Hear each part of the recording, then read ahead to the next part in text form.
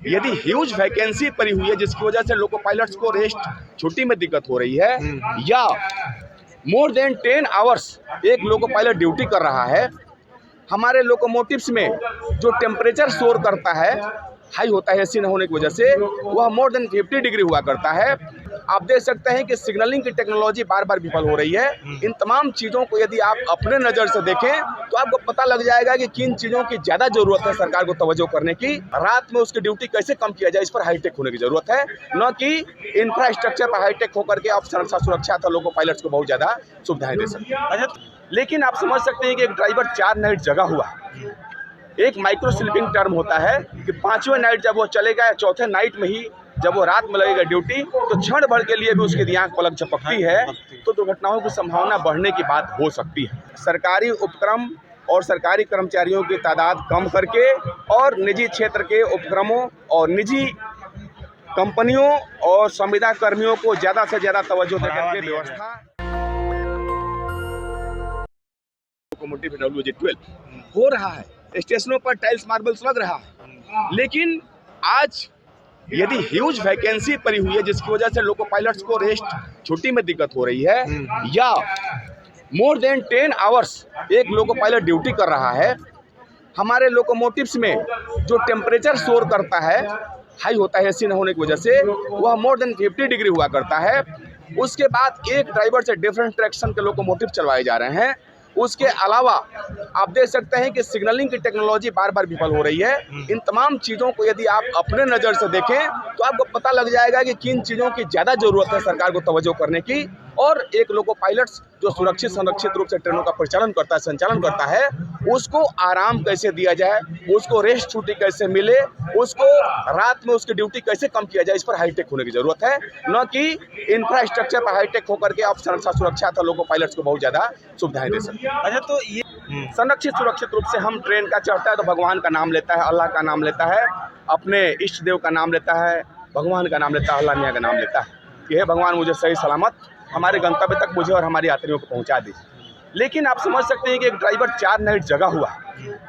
एक micro sleeping term होता है कि 5वें नाइट जब वो चलेगा या चौथे नाइट में ही जब वो रात में लगेगा ड्यूटी, तो क्षण भर के लिए भी उसकी आंख पलक झपकती है, तो दुर्घटनाओं की संभावना बढ़ने की बात हो सकती है। ड्राइवर की तरफ से उसकी कोई गलती नहीं होती, कोई नहीं चाहता है, लेकिन ये टेक्निकली आप देखेंगे कि एक सामान्य इंसान को दूसरे नाइट आप जगा देते हैं, वह कहता है कि रात भर जगह पे हम काम नहीं करेंगे। लेकिन एक ड्राइवर यदि 4 नाइट जगता है तो कहीं ना कहीं से यह एक संभावना बनती है कि थोड़ी सी सुरक्षा में चूक हो सकती है। तो मोदी जी जो अपनी मन की बात आप तक पहुंचाते हैं, लोगों को सुनाते हैं, कि आप लोगों ने अपने मन की बात वहां तक पहुंचाने की कोशिश की? हम लोगों ने इसके माध्यम से, डेलीगेशन के माध्यम से, ज्ञापन के माध्यम से प्रधानमंत्री महोदय को पत्र लिख करके, रेल मंत्री के साथ फिजिकल मीटिंग के द्वारा, और हमारे जोन में भी गए थे गोरखपुर, मिलने के बाद हम लोगों ने तमाम चीज़ों को उनके सामने रखा है। लेकिन अब कौन सी मजबूरियां हैं या आज की तारीख में जिस प्रभाव के अंतर्गत वे लोग काम कर रहे हैं, जिस व्यवस्था की पैरोकारी चल रही है सरकारी स्तर पर, उसमें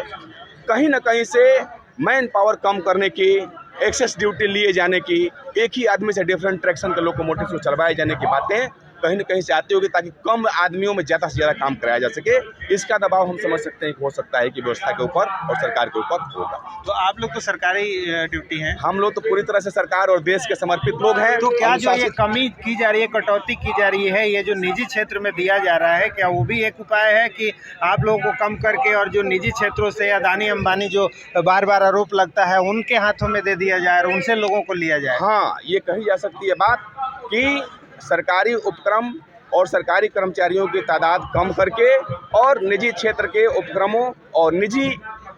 कंपनियों और संविदा कर्मियों को ज़्यादा से ज़्यादा तवज्जो देकर के व्यवस्था, रेल में ही नहीं, तमाम बिजली का देखें, आप पोस्टल डिपार्टमेंट में देखें, ट्रांसपोर्ट के सेक्शन में देखें, गोदी में देखें, माइंस के सेक्टर में देखें, तमाम जगहों पर निजी क्षेत्र की कंपनियों और संविदा कर्मियों को लाया जा रहा है उसे। चलिए, तो चलते चलते आप क्या कहेंगे सरकार से? सरकार से ये कहेंगे